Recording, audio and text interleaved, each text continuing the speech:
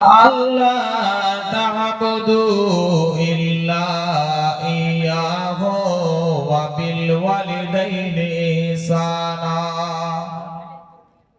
قال الله تعالى في كلامه المجيد والفرقان الحميد لقد كان لكم في رسول الله أسوة حسنة.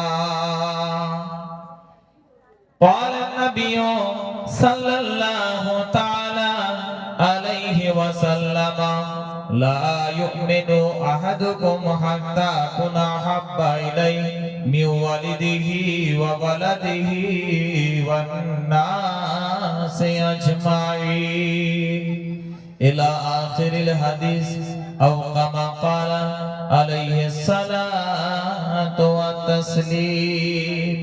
صدق الله مولانا العظيم وصدق رسوله النبي الأمين المتين الكريم ونحن على ذلك من الشاهدين والشاكرين والحمد لله رب العالمين.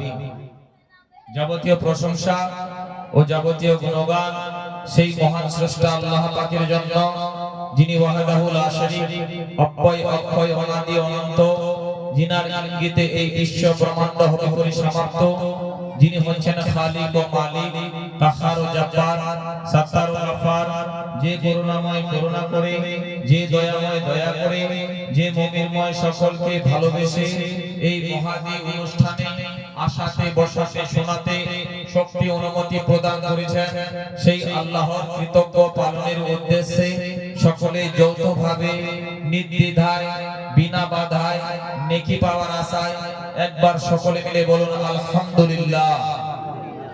ওয়াদাগর দরুদ সালাম শান্তির ধারা ও পড়া বর্ষিত হোক, অর্পিত হোক সেই নবীর উপর, যিনি সকল সৃষ্টির পূর্বে সৃষ্টি, যিনার নামে সমস্ত সৃষ্টির পূর্বে যিনি সৃষ্টি, তারপরে পরে আকায়ে নামদার, মদনীকে তাজদার, হাবিবে কিরদেগার, শাহেনশাহে আবরার জনাবে মুহাম্মদুর রাসূলুল্লাহ সাল্লাল্লাহু তাআলা আলাইহি ওয়াসাল্লামের প্রতি উক্ত ঘরে মনটাকে মদিনার আয়না বানিয়ে নবী মুস্তাফাকে হাজির ও নাজির মনে করে সকলে মিলে একবার দরুদ পাঠ করি। আল্লাহুম্মা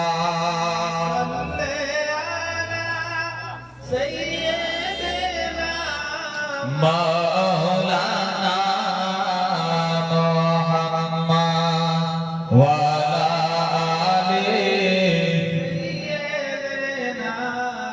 মাওলানা মুহাম্মদ। ও আমার নবী গো, পাগল বানাইলি গো আমারে। জোরে সুবহানাল্লাহ, সকলে জোরে জোরে বলে সুবহানাল্লাহ। ও আমার নবী গো, পাগল বানাইলি গো আমারে, পাগল বানাইলি গো আমারে। ও আমার দরদি, পাগল বানাইলি গো আমারে।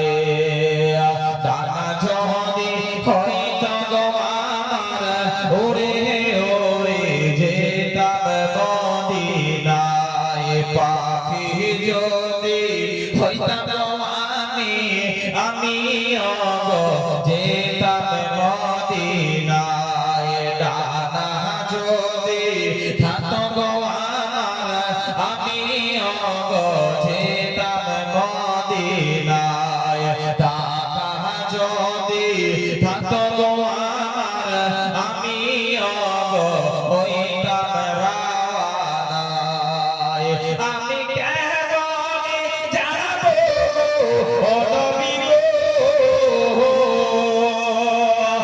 আমি কেমনে যাব নবী, আমি যাব তোমার দেশে।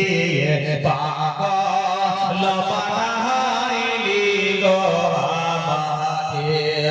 ও আমার দরদি, পাগল বানাইলি গো আমারে জোরে হবে না সুবহানাল্লাহ ও আমার নবী গো পাগল বানাইলি গো আমারে কত হাজি চলে গো গেল আমারে সম্মুখ দিয়া আমি এত কেঁদে কাঁদবো তারে দেখিল না আমায় চাহিয়া এত কেঁদে কাঁদবো তারে দেখিল না আমায় চাহিয়া ও আমি কেমন করে যাব ও নবী গো ও আমি কেমন করে যাব নবী আমি যাব তোমার দেশে পাগল বানাইলি গো আমাকে ও আমার নবী গো পাগল বানাইলি গো আমারে আল্লাহুম্মা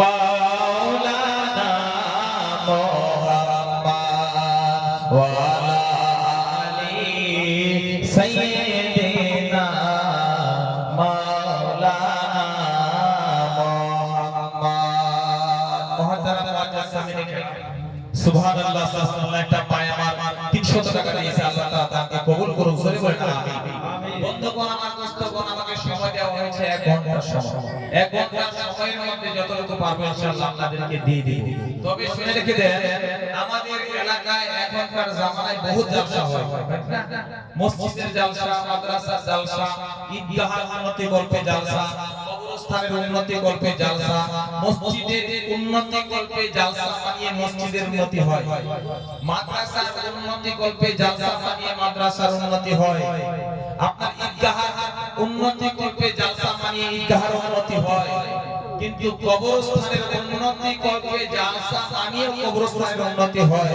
কিন্তু বন্ধুগণ আমার দোস্তগণ মুসলমানের ঈমানের উন্নতি হয় না হয়েছে বাবা হয়নি কারণ এত জলসা শুনি কিন্তু মিথ্যা কথা বলা ছাড়লাম না এত জলসা শুনি চুরি করা বন্ধ করলাম না এত জলসা শুনি গীবত করা বন্ধ করলাম না এত জলসা শুনি পরনিন্দা বন্ধ করলাম না এত জলসা শুনি মা বাবার প্রতি ইহসান সেই ইহসানটুকু আদায় করলাম না এত জলসা শুনি পাঁচবেলা নামাজ পড়া ফরজ নামাজ আমরা পড়ি না নামাজ পড়ি না মসজিদের মধ্যে দেখা যায় নামাজের সংখ্যা খুব কম গ্রাম বড় বড় কিন্তু নামাজের সংখ্যা খুব কম বন্ধুগণ আমার দোস্তগণ আল্লাহ রাব্বুল আলামিন পবিত্র কোরআন পাকের মধ্যে বলেছেন যে as-সালাতু ওয়াস-সালাতু তানহা আনিল ফাহশাই ওয়াল মুনকার নিশ্চয়ই নামাজ মানুষকে খারাপ কাজ থেকে পাপাচারী কাজ থেকে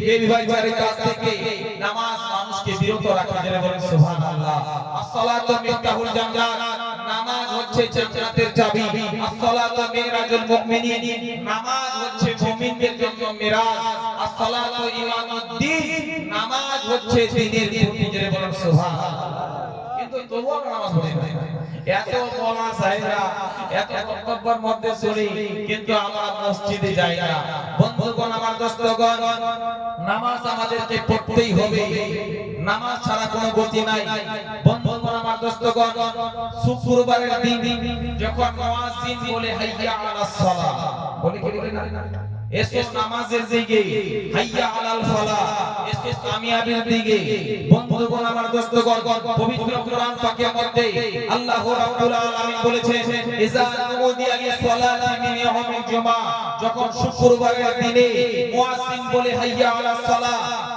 তুমি যদি মাঠে কাজ করো কাজটাকে বন্ধ করে দাও তুমি যদি দোকান করো দোকানের ঝাপটা বন্ধ করে দাও তুমি যদি ব্যবসা করো ব্যবসাটাকে স্টপ করে দাও তুমি যদি খেতে কামারে কাজ করো কাজটাকে বর্জন করো বাড়িতে এসে গোসল সেরে মসজিদের মধ্যে হাজির হয়ে যাও সুবহানাল্লাহ এখন আপনি কাজ করছেন মাঠের মধ্যে কাজ করছেন, কাজ করতে করতে বাড়িতে আসেন এই উদ্দেশ্য করে যে আমি নামাজটা পড়বো। বাড়িতে এসে গোসলটা সারলেন, উযুটা বানালেন, উযু বানিয়ে যাচ্ছেন আপনি মসজিদের মধ্যে নামাজ পড়তে।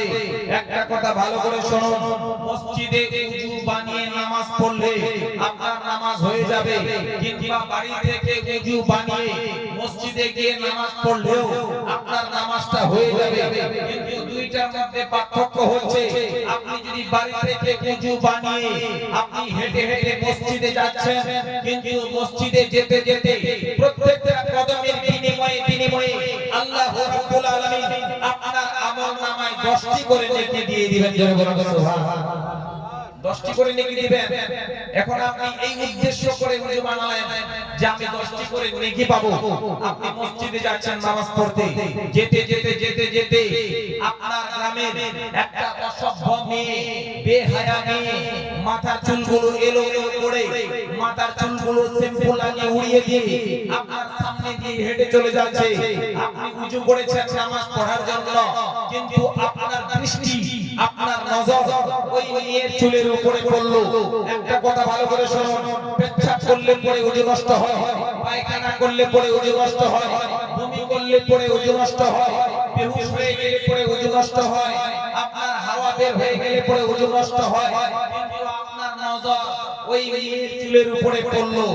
এই আপনার নজর ওই মেয়ের চুলের উপরে পড়াতে আপনার উযু থাকবে কি থাকবে না? ওই উযুতে আপনার নামাজ হবে কি হবে না? যদি সময় পাই ইনশাআল্লাহ বলে দেব ভাই। কিন্তু আমি আরেকটা মা আমার 100 টাকা দিয়েছে, আল্লাহ তার দানকে কবুল করুন। জোরে বলুন আমিন। এই উযুতে আপনার নামাজ হবে কি হবে না? যদি সময় পাই ইনশাআল্লাহ বলে দেব ভাই।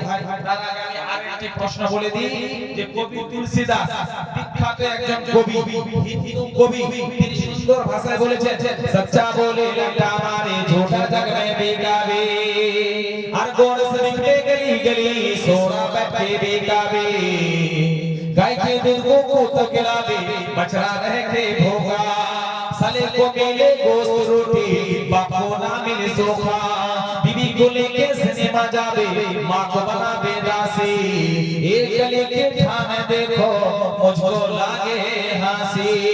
এই আমার বন্ধুরা দোস্তরা যদি সময় পেয়ে যায় এরকম একটু আপনাদের সম্মুখে করে দেব ভাই। তার আগে আমি বলতে চাই পবিত্র কোরআন মাজিদ থেকে আপনাদের সম্মুখে আয়াতে কারিমা পেশ করেছি। ওয়াকাদা রাব্বুকা আল্লা তা'বুদু ইল্লা ইয়াহু ওয়া বিল ওয়ালিদাইনি ইহসানা। জোরে বলুন সুবহানাল্লাহ। তোমার আল্লাহ হুকুম দিয়েছে ইবাদত চলবে তো আল্লাহর চলবে, গোলামি চলবে তো আল্লাহর চলবে, হুকুম চলবে তো আল্লাহর চলবে, বিধান চলবে তো আল্লাহর চলবে। কারণ আল্লাহর ইবাদত করলে পরে নেকি পাওয়া যায়, আল্লাহর বান্দেগি করলে পরে নেকি পাওয়া যায়, আল্লাহকে সাজদা করলে পরে সওয়াব হয় সওয়াব। আল্লাহর ব্যতীতে কাউকে সাজদা করা হলো শিরক, আল্লাহ ছাড়া কাউকে সাজদা করা হলো শিরক। শিরক একটা এমন গুনাহ আমার আল্লাহ তাআলা বলেছেন মাইয়া শিরক বিল্লাহি। বন্ধুগণ আমার দোস্তগণ, আল্লাহ রাব্বুল আলামিন বলেছে শিরক একটা এমন গুনাহ আমি সব গুনাহ maaf করে দেব, কিন্তু শিরকের মতো গুনাহ আমি আল্লাহ ক্ষমা করব না। আল্লাহ তাআলা সব গুনাহ maaf করে দেবে, কিন্তু শিরকের মতো গুনাহ আল্লাহ maaf করবে না। এই জন্য আমাকে এটা মেনে নিতে হবে। খেতে দেওয়া মালিককে, আওয়াজ দিয়ে বলেন খেতে দেওয়া মালিককে আল্লাহ। একটু জোরে বলেন খেতে দেওয়া মালিককে, হায়াতের মালিককে, মওতের মালিককে, রিজক দেওয়ার মালিককে, রিজক ছিনিয়ে নেওয়ার মালিককে, সন্তান দেওয়ার মালিককে, আর সন্তান ছিনিয়ে নেওয়ার মালিককে, পুত্র সন্তান দেওয়ার মালিককে, আর কন্যা সন্তান আল্লাহ। তাহলে পুত্র সন্তান হলে পরে আমরা বাজার থেকে মিষ্টি এনে মানুষদেরকে বিতরণ করে খাওয়াই, তাই কি না?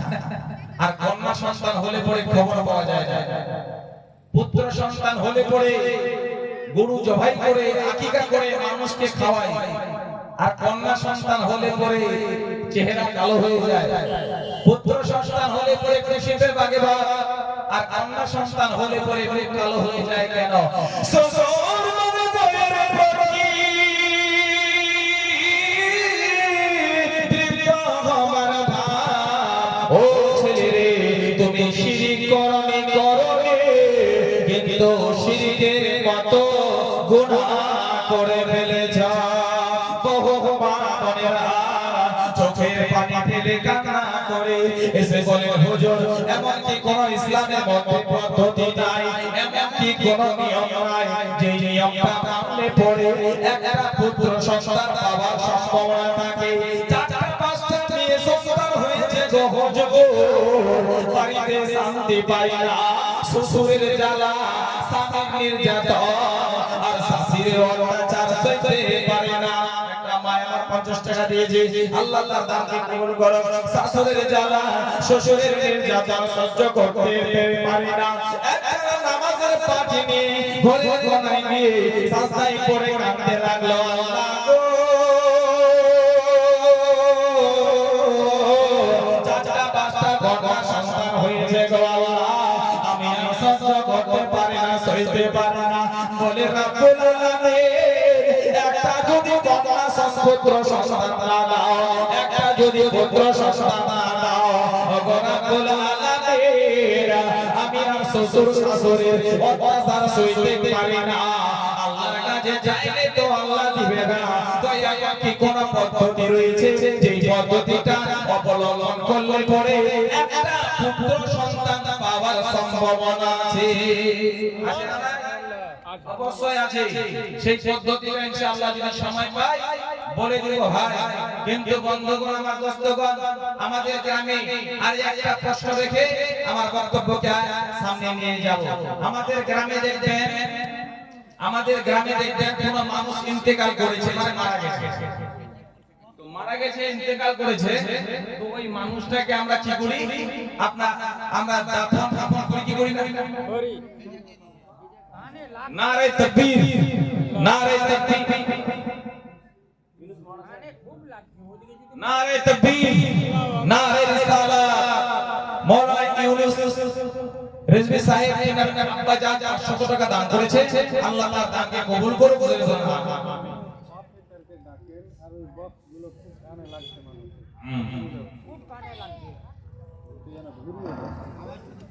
অপারেটর সাহেব, আপনি যে ওখানে থাকবেন না কেন, আপনি অতি তাড়াতাড়ি এখানে আসুন। আল্লাহুম্মা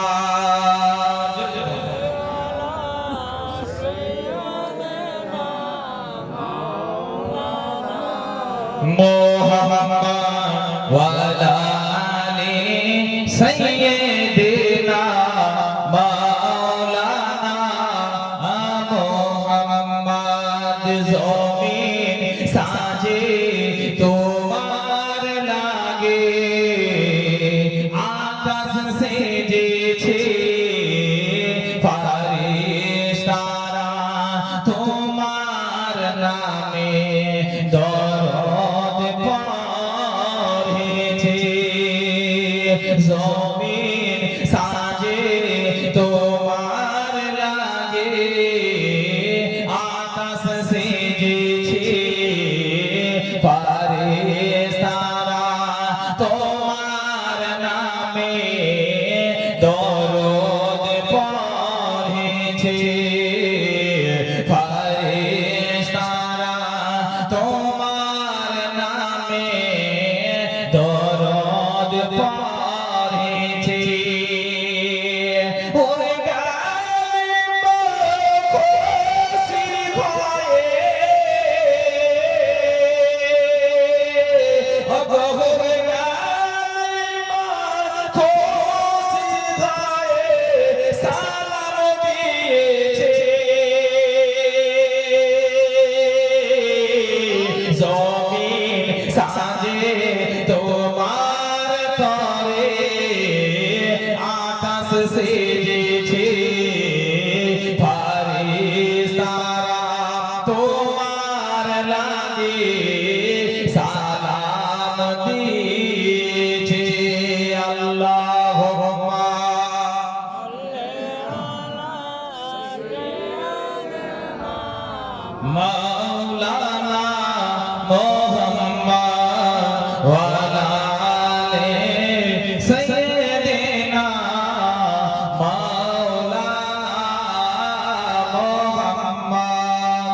আসুন বন্ধুগণ, আমার দোস্তগণ, সময় খুব সংকীর্ণতার কারণে আমি তাড়াতাড়ি আমার বক্তব্যের দিকে চলে যাচ্ছি।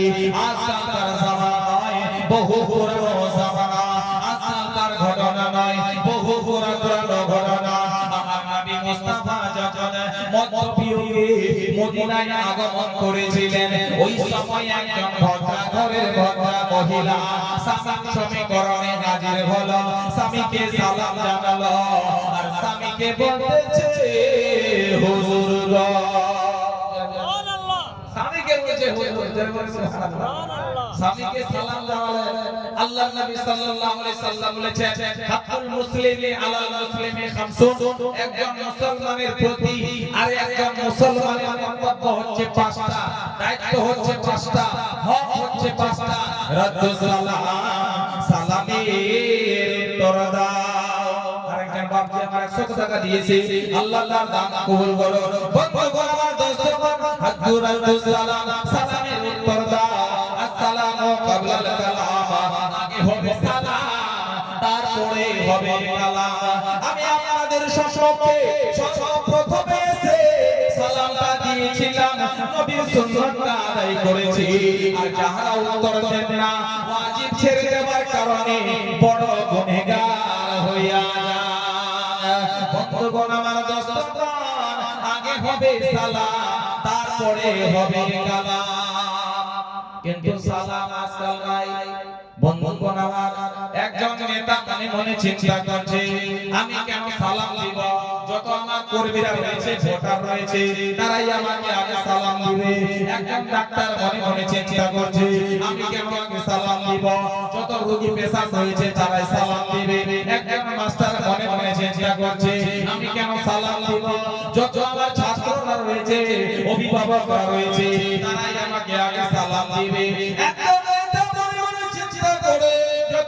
ভোটাররা রয়েছে, আমাকে সালাম দিবে। একজন ইমাম সাহেব মনে মনে চিন্তা করে, যত আমার মুক্তাদি রয়েছে, নামাজিরা রয়েছে, তারাই আমাকে আগে সালাম দিবে। একজন পীর সাহেব মনে মনে চিন্তা করে, আমি কেন সালাম দিব? যত আমার মুরিদানরা রয়েছে, তারাই আমাকে সালাম দিবে। কিন্তু বন্ধুগণ, আমার দোস্তগণ, নবীর জামাই হযরতে আলী সেরে খোদা মুশকিল কুসা হায়দারে কাররার রাদিয়াল্লাহু তাআলা আনহু, তিনি বলেছিলেন, আমার নবীর মুখ থেকে আমি শুনেছি, যে মানুষটা সর্বপ্রথমে আগে সালাম দিয়ে দিবে, আমার আল্লাহ রাব্বুল আলামিন তার জন্য জান্নাতের মধ্যে দুইটা বালাখানা বানিয়ে দিবে। সেই দিন থেকে আমার আগে যেন কেউ সালাম না দিতে পারে। আমি নবীর জামাই, আমি হলাম মা ফাতেমার স্বামী, কিন্তু সর্বপ্রথমে আমি আলী আগে যেন সালাম জানাই। সালাম হলো একটা অভিবাদন, সালাম হলো একটা যোগাযোগের মাধ্যম, সালাম হলো একটা সম্পর্কের শুরুয়াত, সালাম হলো একটা সম্পর্কের গড়ন। সালাম দিলে পরে সম্পর্ক তৈরি হয়, সালাম দিলে পরে ভালোবাসা তৈরি হয়, সালাম দিলে পরে মধুর মিলন হয়ে যায়, সালাম দিলে পরে সম্পর্কের বাঁধন হয়ে যায়। কিন্তু আমরা সালাম দেব না, এই মা বোনেরা সালাম দিতে চায় না, লজ্জা করে, দ্বিধাবোধ করে। আপনাদের গ্রামের বন্ধনের অফিসার আছে? বন্ধনের অফিসার আছে? আছে তো? আছে না? তো এই মা এবং বোনেরা বন্ধনের অফিসারকে গিয়ে বলবে স্যার, ডাক্তারকে গিয়ে বলবে স্যার, মাস্টারকে গিয়ে বলবে স্যার, পঞ্চায়েতের প্রধানকে গিয়ে বলবে স্যার, বেলার অফিসের বেলারকে গিয়ে বলবেন স্যার। কিন্তু আমাদের গ্রামে একজন যোগ্য বিজ্ঞ ব্যক্তি, হাজী সাহেব, মুফতি সাহেব, মাওলানা সাহেব, আপনার কারি সাহেব, আপনার মুরব্বি সাহেব, এই মা বোনেরা তাদেরকে সালাম দিতে লজ্জা বোধ করে কি করে না? কিন্তু একজন বন্ধনের অফিসারকে স্যার বলতে লজ্জা করে না, কিন্তু সালাম দিতে লজ্জা বোধ করে। হে মা বোনেরা, ওই জায়গায় যেমন আপনি স্যার বলতে লজ্জা করলেন না, এই জায়গাতেও তেমন সালাম দিতেও লজ্জা করা চলবে না। ওই জায়গায় যেমন আপনি স্যার বলতে দ্বিধা করলেন না, এই জায়গাতেও তেমন সালাম দিতেও দ্বিধা করা চলবে না। একজন মায়ের কাছে বেটি যেমন একজন রাজার কাছে প্রজার মতো, উকিলের কাছে যেমন আসামি, মাস্টারের কাছে যেমন তার ছাত্র, মায়ের কাছে বেটি যেমন, স্বামীর কাছে স্ত্রী তেমন। জোরে বলুন সুবহানাল্লাহ। আল্লাহর নবী সাল্লাল্লাহু আলাইহি ওয়াসাল্লাম বলেছেন, আমার সালামটাকে তোমরা বিশ্ব জগতে ছড়িয়ে দাও। জোরে বলুন সুবহানাল্লাহ। বন্ধুগণ, আমার দোস্তগণ, আল্লাহর নবী সাল্লাল্লাহু আলাইহি ওয়াসাল্লাম যে শিক্ষাটা আমাদেরকে 1450 বছর আগে দিয়ে গেছে, সেই শিক্ষাটা আজকে বিজ্ঞান হয়ে গেছে। যে শিক্ষাটা আমার নবী মুস্তাফা 1450 বছর আগে দিয়ে গেছে, সেটা আজকে দর্শন হয়ে গেছে, সেটা আজকে ভূগোল হয়ে গেছে, সেটা আজকে আপনার ফিলোসফি হয়ে গেছে। আমার নবী মুস্তাফা যে কথাটা 1450 বছর আগে বলে গেছে, সেটা আজকে পৃথিবীর জমিনে বাস্তবায়ন হচ্ছে। জোরে বলুন সুবহানাল্লাহ। যাদের জীবনে সুন্নতি পাওয়া যায়, তারা কবু পথহারা হয় না। যাদের জীবনে সুন্নতি পাওয়া যায়, তারা কবু পথহারা হয় না। রাসূলের তরকাতে চলে যায় জন, বাতিলের কথা তারা মানে না, বাতিলের কথা তারা মানে না। গভীর রজনীতে সাজদাতে যায়, হুসাইন মিলে তারা ভাবনাতে রায়। গভীর রজনীতে সাজদাতে যায়, হুসাইন মিলে তারা ভাবনাতে রায়। মুসিবতের মাঝে আসো করতে, বাতিলের কাছে নত না। যাদের জীবনে সুন্নতি পাওয়া যায়, তারা কবু পথহারা হয় না। রাসূলের তরকাতে চলে জন, বাতিলের কথা তারা মানে না। জোরে বলুন সুবহানাল্লাহ। বন্ধুগণ, আমার দোস্তগণ, হে আমার তরুণেরা, সোনামানিকেরা, সালাম হলো একটা অভিবাদন, সালাম হলো একটা যোগাযোগের মাধ্যম। এক এক শহরে দুই বন্ধু বাস করে, মিস্টার জনসন মিস্টার সন্টু দুই বন্ধু এক এক শহরে থাকে, একই আপনার এলাকায় থাকে। সকাল হয়ে যায়, দুই বন্ধু মিলে জগিং এ চলে যায়, মর্নিং ওয়ার্কিং এ চলে যায়। মিস্টার জনসন হলো ইংরেজ মানুষ, মিস্টার সন্টু হলো বাঙালি মানুষ। দুই বন্ধু একসঙ্গে থাকে, একসঙ্গে ওঠা বসা করে। আপনার সকালে জগিং এ যায়, মর্নিং ওয়াক করে, 9টার সময় বাড়িতে ফিরে। মিস্টার জনসন একদিন একা গেছে, মিস্টার সন্টুকে দেখতে পায় না। কি ব্যাপার, আজকে মিস্টার সন্টু কেন এলো না? মিস্টার জনসন তাকে রইল। হঠাৎ করে 9টার সময় মিস্টার সন্টু হেঁটে দৌড়তে যেন যাচ্ছে। মিস্টার জনসন জিজ্ঞাসা করলো, সন্টু গুড মর্নিং। কি বললো? গুড মর্নিং মানে শুভ সকাল। মিস্টার জনসন বললেন, মিস্টার সন্টু বলছেন ব্যাড সকাল, ব্যাড মর্নিং। বলে কেন ভাই? বলে 35 বার পাতলা পায়খানা হয়েছে, শরীর চলতে পারে না, উঠতে পারে না, বসতে পারে না, শরীর আমার চলে না, ব্যাড মর্নিং। বলে ব্যাড মর্নিং? বলে হ্যাঁ, 35 বার পাতলা পায়খানা করেছে, শরীর আমার চলে না, উঠতে পারে না, বসতে পারে না। তো মিস্টার জনসন বলছেন যে গুড মর্নিং। বন্ধুগণ, আমার দোস্তগণ, ওই সময় আব্দুল জব্বার ওই রাস্তা দিয়ে যাচ্ছিল, আর মিস্টার সন্টুকে দেখতে পেল। পাওয়ার করে বলছেন আসসালামু আলাইকুম। জোরে বলুন সুবহানাল্লাহ। মিস্টার সন্টু বলছে আসসালামু আলাইকুম এর মানে কি? আসসালামু আলাইকুম এর মানে হচ্ছে আপনার প্রতি আল্লাহর করুণা এবং দয়া বর্ষিত হোক। আপনার প্রতি আল্লাহর করুণা এবং দয়া বর্ষিত হোক। তো মিস্টার আপনার জনসন বলেছেন আসসালামু আলাইকুম মানে আপনার প্রতি আল্লাহর করুণা এবং দয়া বর্ষিত হোক। তো এটা তো ভালো কথা, এটা তো একটা দোয়া, দোয়ায় পরিণত হয়ে গেল। সালাম মানে হচ্ছে একটা দোয়া। জোরে বলুন সুবহানাল্লাহ। আপনি আমাকে সালাম দিলেন, আসসালামু আলাইকুম, আপনি আমার জন্য দোয়া করলেন। আমি যখন উত্তরে বললাম ওয়া আলাইকুম আসসালাম, তখন আমি বললাম আপনারও প্রতিও আল্লাহর করুণা এবং দয়া বর্ষিত হোক। জোরে বলুন সুবহানাল্লাহ। তো যেই কথাটা আমার নবী মুস্তাফা শিখিয়ে দিয়েছে, সেটা আজকে বাস্তবায়ন হয়েছে, বিজ্ঞান হয়ে গেছে। বন্ধুগণ, আমার দোস্তগণ, আজকে পৃথিবীর জমিনে সারা বিশ্বে আমার নবী মুস্তাফাকে নিয়ে সরল হচ্ছে। মোবাইলের মধ্যে একটা অ্যাপ রয়েছে, সেই অ্যাপটার নাম হচ্ছে গুগল। ওই গুগলে সার্চ করবেন আর লিখবেন 10 ম্যান অফ দ্য ওয়ার্ল্ড, পৃথিবীর মধ্যে সেরা মানুষকে। তো গুগল আপনাকে বলে দেবে পৃথিবীর মধ্যে সেরা আপনার গুগলে একটা তালিকা দিয়ে দিবে, 10টা নাম আপনার স্ক্রিনে ভেসে আসবে, আর ওই 10 জনের মধ্যে গুগল যাকে সেরা বানিয়েছে, টপার বানিয়েছে, গ্রেটেস্ট বানিয়েছে, সে আর কেউ নয়, সে হচ্ছেন আপনার নবী, আমার নবী, দো জাহানের বাদশা হাবিবুল্লাহ জনাবে মুহাম্মদ রাসূলুল্লাহ সাল্লাল্লাহু তাআলা ওয়াসাল্লাম। গুগল আমার নবী মুস্তাফাকে টপার বানিয়েছে। একটা কিতাব রয়েছে জাল 100, মাইকেল হট, তিনি একটা রিসার্চ করেছিলেন যে আমি 100 জন মুনির জীবন কাহিনী লিখব, 100 জন মুনির জীবন কাহিনী লিখব, তো এক নম্বরে কাকে রাখবো?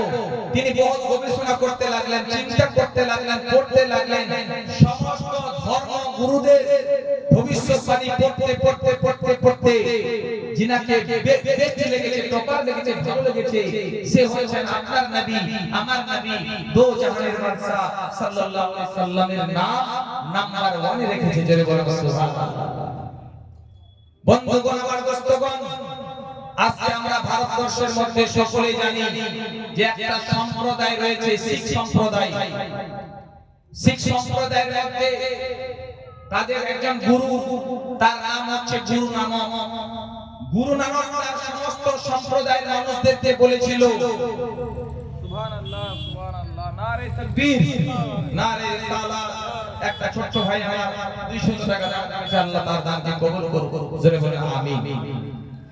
তো বন্ধুগণ, আমার দোস্তগণ, সেই আপনার শিখ সম্প্রদায়ের মানুষ যার নাম ছিল আপনার গুরু নানক, তিনি বলেছেন, হে আমার সম্প্রদায়ের মানুষেরা শোনো, এই পৃথিবীতে যতদিন তোমরা থাকবে আমার গুরু তোমরা উপদেশগুলো গ্রহণ করবে। তো সমস্ত শিখ সম্প্রদায়ের মানুষেরা বলেছিল, গুরুজি আপনি যেটাই উপদেশ দিবেন আমরা অক্ষরে অক্ষরে পালন করব। তো সমস্ত শিখ সম্প্রদায়ের মানুষদেরকে বলেছিল, হে আমার ভক্তরা শুনে রেখে দাও, এই যতদিন এই দেশ যতদিন হস্তগত না হয়ে যায় ততদিন তোমরা মাথার পাগড়ি খুলবে না। এই দেশ যতদিন হস্তগত না হয়ে যায় ততদিন তোমরা দাড়িতে ফুল চালাবে না। এই দেশ যতদিন হস্তগত না হয়ে যায় ততদিন তোমরা হাতের তালা খুলে ফেলবে না। তো সমস্ত শিখ সম্প্রদায়ের মানুষেরা বলেছিল, গুরুজি আপনি যেটাই উপদেশ দিলে আমরা সেটাকে মেনে নিলাম। জোরে বলুন সুবহানাল্লাহ। বন্ধুগণ, আমার দোস্তগণ, আজকে ওলিতে গলিতে যে কোন জায়গায় দেখবেন শিখ সম্প্রদায়ের মানুষদেরকে দেখবেন, তারা মাথার পাগড়ি খোলে না, দাড়িতে ফুল লাগায় না। ভারতবর্ষের মধ্যে বিগত প্রধানমন্ত্রী যার নাম ছিল ডাক্তার মনমোহন সিং, দেশ বিদেশ ঘুরে বেড়ালেন, ইলেকট্রিক খুললেন, কোনদিন মাথার পাগড়ি খুললেন না, কোনদিন দাড়িতে ফুল লাগালেন না। ভারতবর্ষের মধ্যে একজন বোলার, তার নাম হচ্ছে হরভজন সিং, দেশ বিদেশ ক্রিকেট খেললেন, আপনার স্পিনার বল করে হরভজন সিং সারা বিশ্ব জগতে ক্রিকেট খেললেন, কোনদিন মাথার পাগড়ি খুললেন না, কোনদিন দাড়িতে ফুল লাগালেন না। আমাদের নবী দয়ার নবী, তাকে আমরা মানি, আমাদের নবী শ্রেষ্ঠ নবী, তাকে আমরা চিনি, আমরা মুখে মানি কিন্তু কাজে পরিণত করলাম না। শুধু বিশ্বাস করলাম, নবীর আদর্শকে মানলাম না, শুধু মুখে স্বীকার করলাম, কাজে পরিণত করলাম না। হে জওয়ান যুবকেরা, হে আমার তরুণেরা, হে আমার বন্ধুরা, আজকে আমরা ইসলামকে ছেড়ে দেওয়ার কারণে, নবীর আদর্শকে ছেড়ে দেওয়ার কারণে আজকে পৃথিবীর জমিনে লাঞ্ছিত হচ্ছে মুসলমান, বঞ্চিত হচ্ছে মুসলমান, সম্মান নাই মুসলমানের, মর্যাদা নাই মুসলমানের। আজকে পৃথিবীর জমিনে আমার নবীর আদর্শকে ছেড়ে দেওয়ার কারণে পৃথিবীর জমিনে মার খাচ্ছে মুসলমান। একটাই কারণ, আজকে দেখবেন দাসের আড্ডায় মুসলমান, জুয়ার আড্ডায় মুসলমান, সিনেমা ঘরে মুসলমান, ছিনতাই করেছে মুসলমান, আপনার সিনেমা ঘরে মুসলমান, ঘর ভেঙেছে মুসলমান, রাস্তা অবরোধ করেছে মুসলমান, আপনার মানুষের জমি আই ঠেলেছে মুসলমান, টাকা করেছে মুসলমান, সুপ্রিম কোর্টে মুসলমান, ছিনতাই করেছে মুসলমান। বন্ধুগণ, আমার দোস্তগণ, মুসলমান মুসলমান সব জায়গায় রয়েছে মুসলমান। ওয়াজ কি বুঝতে পারছেন আমার? ভালো লাগছে তো? একটু সুবহানাল্লাহ তো বলবেন। হ্যাঁ, সব জায়গায় মুসলমান। একটাই কারণ, যে পৃথিবীর জমিনে আমরা নবীর আদর্শকে চিনলাম না, ধর্মকে মানলাম না, এই দিন ধর্ম ছেড়ে দেওয়ার কারণে আজকে দেখবেন সব জায়গায় মুসলমান আর মুসলমান মার খাই যাচ্ছে। বন্ধুগণ আমার দোস্তগণ, আল্লাহর নবী সাল্লাল্লাহু আলাইহি ওয়াসাল্লাম বলেছেন, হে আমার উম্মতারেরা, হে আমার সাহাবায়ে কেরামেরা, তোমরা ইসলামটাকে এইভাবে আঁকড়ে ধরবে যেমন কোন জিনিসকে মজবুত করে ধরে রাখে। জোরে বলুন সুবহানাল্লাহ। বন্ধুগণ আমার দোস্তগণ, হে আমার তরুণীরা, সোনামানিকেরা, এবার চলে আসুন বন্ধুরা আমার, ওই এটা স্বামীর নিকটে চলে যায়। স্বামীর নিকটে চলে গেল, স্বামীকে সালাম জানালো। স্বামীকে সালাম জানাবার পর এবার স্বামীর নিকটে বলছেন, হুজুর গো, আমি ওই জায়গায় যাব গো হুজুর। বলছেন বিবি বলো বলো কোন জায়গায় যাবে বলো। বলছেন বিবি বলছেন যা বলো বলো কোথায় যাবে। ওই মেয়েটা বলছেন, হুজুর গো, ও আমার হুজুর গো, ওই জায়গায় জালসা চলছে গো হুজুর, আমি জালসা শুনতে যাব। বলুন না সুবহানাল্লাহ। আমি জালসা শুনতে যাব।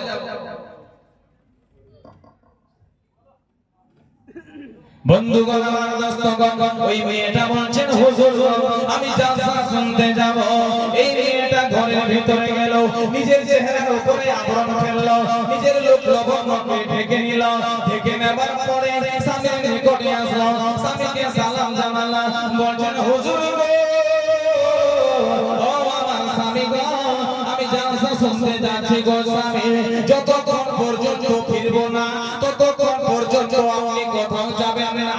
ও স্বামী বলছেন, বিবি রে, ঠিক আছে রে বিবি, তুমি যতক্ষণ পর্যন্ত ফিরবে না আমি কোথাও যাব না। এই কথা বলার পর ওই মেয়েটা রওনা হলো, চুপ করে হাঁটতে হাঁটতে চলে যায়। যেতে যেতে যেতে যেতে রাস্তার মধ্যে একটা যুবক ছেলে দাঁড়িয়ে ছিল। ওই ছেলেটার বয়স ছিল 25 থেকে 26 বছর।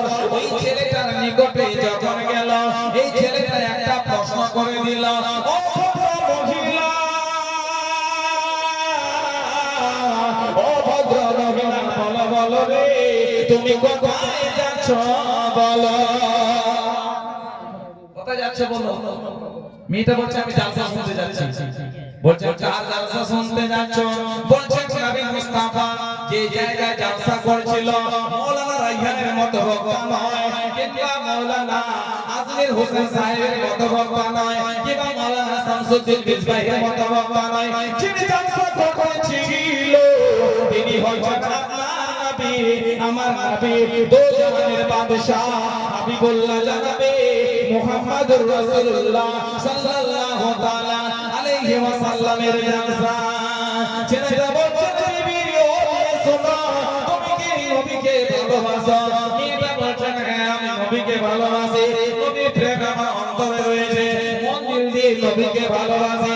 ছেলেটা বলছে, যেহেতু তার মুখটা খুলেছে, তার পর্দা থেকে মুখটাও দেখা যাবে। ছেলেটা বলছে, তাহলে বলো, তুমি যদি নবীকে ভালোবাসো, ওই নবীর দোহাই দিয়ে বলছি, তোমার চেহারাটা আমাকে একবার দর্শন করো। তুমি যদি সত্যি নবীকে ভালোবাসো তাহলে তোমার চেহারাখানা একবার আমাকে দেখাও। তো ওই মেয়েটা চিন্তা করলেন, একজন পরপুরুষকে চেহারা দেখা জায়েজ নয়, শরীয়তের দৃষ্টিতে গুনাহ হয়ে যাবে, বড় গুনাহগার হয়ে যাব। আমি একজন যদি আমার চেহারাটাকে পরপুরুষকে দেখিয়ে দিই তাহলে আমি বড় গুনাহগার হয়ে যাব।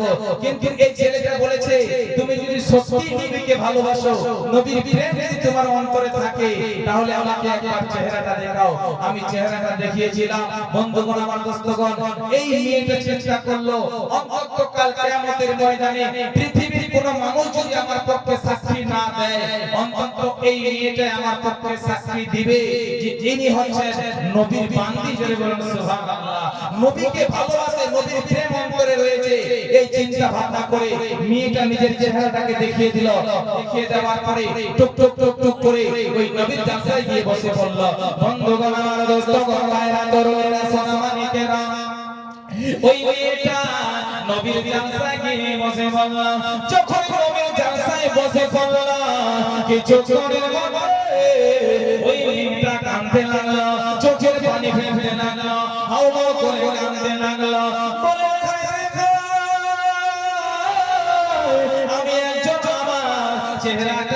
পরপুরুষকে দেখিয়েছি আমাকে জাহান্নামে হতে হবে, জাহান্নামের আগুনে জ্বলতে হবে, জাহান্নামে পড়তে হবে, জাহান্নামে মরতে হবে। আমি এখন কি করি? কোথায় পাবো এর সমাধান? কোথায় পাবো এর মুক্তি? বন্ধুগণ আমার দোস্তগণ, এই মেয়েটা নবীর জালসাকে ছেড়ে দিল।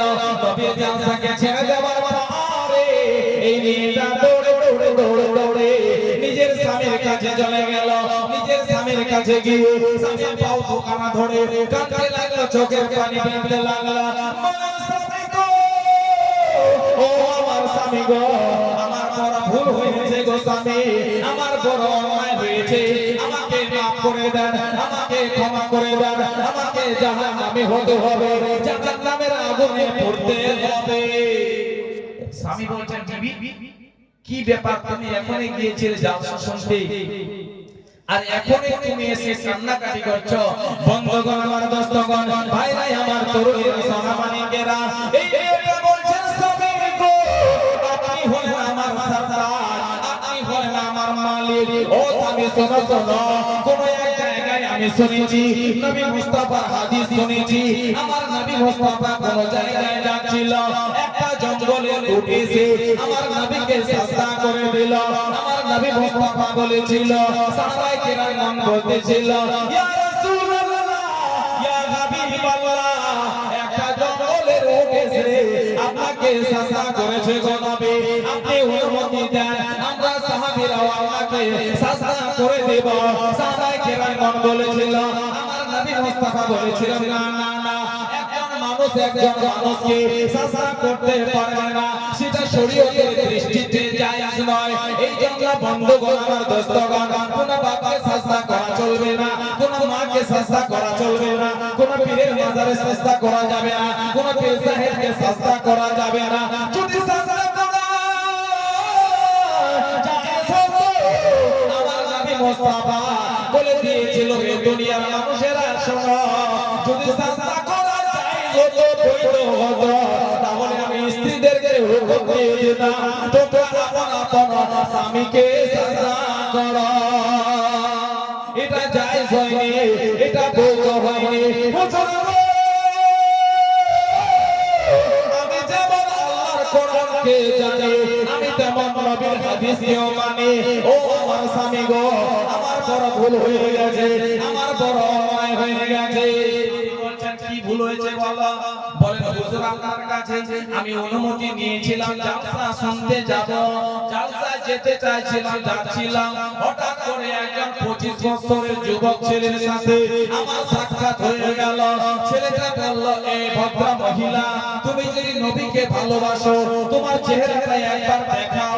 আমি নবীকে ভালোবাসি, এই জন্য চেহারাটাও দেখিয়েছি, কিন্তু স্বামী গো, আপনার কাছে অনুমতি নিয়েছিলাম জালসা শুনতে যাব, কিন্তু একজন পরপুরুষকে আমার চেহারা দেখানোটা আপনার অনুমতি ছাড়া, এটাই বড় ভুল হয়েছে।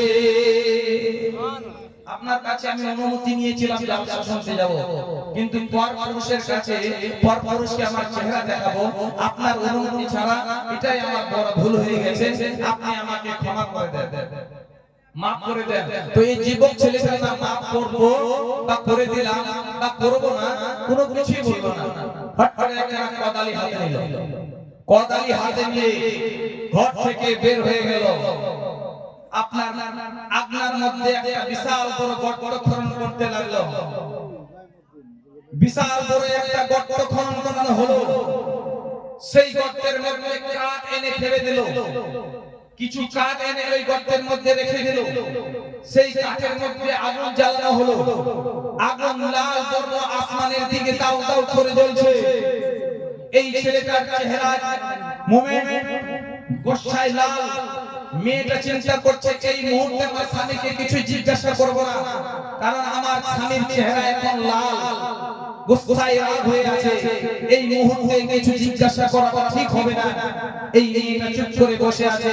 কিন্তু বন্ধুগণ আমার দোস্তগণ, এই স্বামী তার স্বামী আগুন জ্বালিয়ে তার বিবিকে গিয়ে বলছেন, হে বিবি, ওই জায়গায় একজন পরপুরুষকে নিজের চেহারা দেখিয়ে আপনার চেহারাটা দেখিয়ে নবীর আশিকের পরিচয় দিয়েছিলে। তুমি যদি সত্যি নবীকে ভালোবাসো, নবীর প্রেম যদি তোমার অন্তরে থাকে, তাহলে এই আগুনের মধ্যে ঝাঁপ দিয়ে দেখাও, এই আগুনের মধ্যে ঝাঁপ দিয়ে দেখাও। আমার মন কিংবা আপনার মন যদি হতো তাহলে এই কথাটা বলতো, হুজুর আমাকে মাফ করে দেন, আমার ভুল হয়ে গেছে, আমাকে ক্ষমা করে দেন, আমি কোনোদিন আর চেহারা দেখাবো না, এটা বলতো। আর এই কথাটা বলতো, আমার বাপ আমাকে একটা হিরো হোন্ডা গাড়ি দিয়েছে, 3 ভরি সোনা দিয়েছে, আর একটা খাট দিয়েছে, ওইগুলো আমাকে ফিরিয়ে দাও, আমি থাকবো না তোমার বাপ বাড়ি, আমি চললাম বাপের বাড়ি। না, কিন্তু এই মেয়েটা না এটা বললো না ওটা বললো, কোনোটাই বললো না। বন্ধুগণ, আমার দোস্তগণ, কোনোটাই বললো না। এই মেয়েটা দাঁড়িয়ে গেল, দাঁড়িয়ে যাওয়ার পরে স্বামীকে সালাম জানিয়ে দিল। স্বামীকে সালাম জানিয়ে দেওয়ার পর কালেমায়ে তাইয়্যিবা লা ইলাহা ইল্লাল্লাহ মুহাম্মাদুর রাসূলুল্লাহ মুখে উচ্চারণ করে নিল। মুখে উচ্চারণ করে নেবার পরে ওই মেয়েটা এবার দৌড় দিতে লাগলো। যখন দৌড় দিয়েছে, স্বামী পিছন থেকে হাতখানা ধরার চেষ্টা করলো, কিন্তু হাতখানা ধরতে পারলো না, হাত স্লিপ হয়ে গেল। ওই মেয়েটা আপনার দৌড় দিল, হাত ধরতে পারলো না, স্লিপ হয়ে গেল। ওই মেয়েটা গিয়ে ওই আগুনে পড়ে গেল। যখন আগুনে পড়ে গেল, আগুনে জ্বলতে লাগলো, দাদা করে জ্বলতে লাগলো। তার স্বামী বলছেন, হায় রে ভাই, আমি বড় ভুল করে দিয়েছি, আমি বড় অন্যায় করে দিয়েছি। আমি নবীর মুখে শুনেছি একজন মানুষকে আত্মহত্যা করা যেমন পাপ, একজন মানুষকে আত্মহত্যা করার পরামর্শ দেওয়াটাও তেমন পাপ। আমি আমার স্বামীকে, আমি আমার স্ত্রীকে আগুনে পড়তে বলেছি, এটাই আমার বড় পাপ হয়ে গেছে, আমার বড় গুনাহ হয়ে গেছে। আমি এখন কি করিব? এর সমাধান কোথায় পাবো? এই নিয়ে আমার ছেলেটা কাঁদতে লাগলো। কাঁদতে কাঁদতে কাঁদতে কাঁদতে দৌড়ে দৌড়ে ওই নবীর জালসায় গিয়ে হাজির হয়ে গেল। চোখের পানি ফেলতে লাগলো।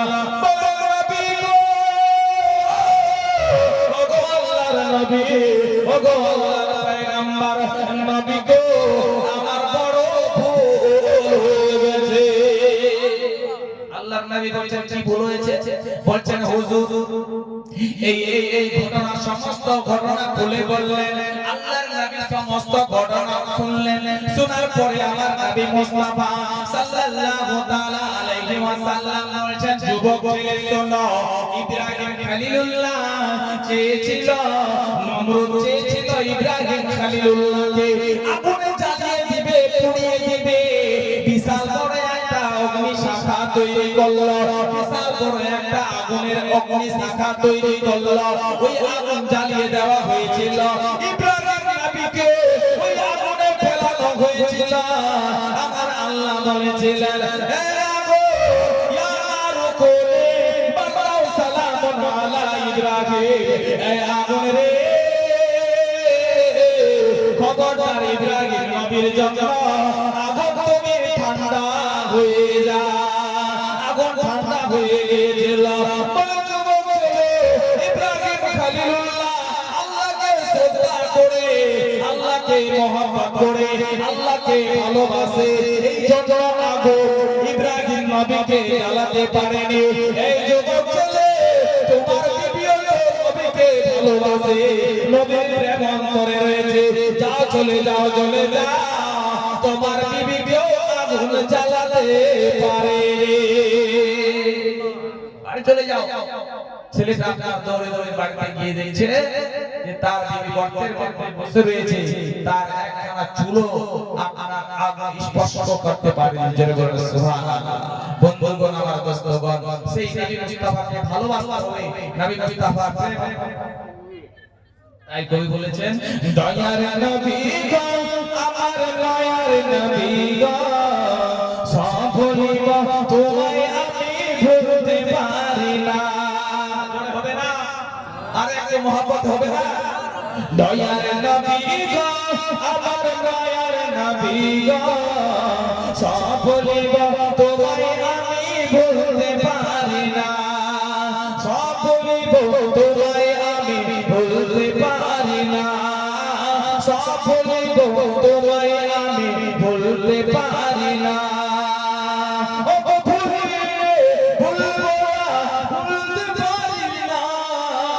সব ভুলিব তোমায় আমি ভুলতে পারি না সব ভুলিব তোমায় আমি ভুলতে পারি না আবু জেহেল আবু লাহাব নবীকে কষ্ট দিয়েছে আবু বকর তখন তোমায় ভালোবেসেছে আবু জেহেল আবু লাহাব নবীকে কষ্ট দিয়েছে তখন তোমায় ভালোবেসেছে ওগো তোমার নূরের প্রভাবে সাহে মদিনা সব ভুলিব তোমায় আমি ভুলতে পারি না সব ভুলিব তোমায় আমি ভুলতে পারি না দয়ার নবী গো আমার মায়ার নবী গো সব ভুলিব তোমায় ভুলতে পারি না যাই হোক আব্বা জানেরা সম্মানিকেরা বলার অনেক ছিল কিন্তু মুকাররির কেরামগণ বহুত জন আছেন হযরত এখানে এসে উপস্থিত হয়ে গেছে খুব জানে পেশার মানুষ আমার প্রিয় মানুষ আপনজন খুবই আপনজন খুবই আপন মানুষ যাই হোক বসে আছে এনাকে বসিয়ে রাখা বলা পেয়াদে যাই হোক এখান থেকে আমার বক্তব্য ইতি করছি আস্তাগফিরুল্লাহ নারে তাকবীর একটু আওয়াজ দিয়ে বলেন ভাইরা নারে তাকবীর নারে রিসালাত নাইমুদ্দিন সাহেব 500 টাকার দাতা নারে তাকবীর নারে রিসালাত যাই হোক এখান থেকে আমরা বক্তব্য ইতি করলাম তো আস্তাগফিরুল্লাহ রাব্বি মিন কুল্লি যামবি ওয়া আতুবু আলাইহি আসসালামু আলাইকুম ওয়া রাহমাতুল্লাহি ওয়া বারাকাতুহু বলাতে ভাষাতে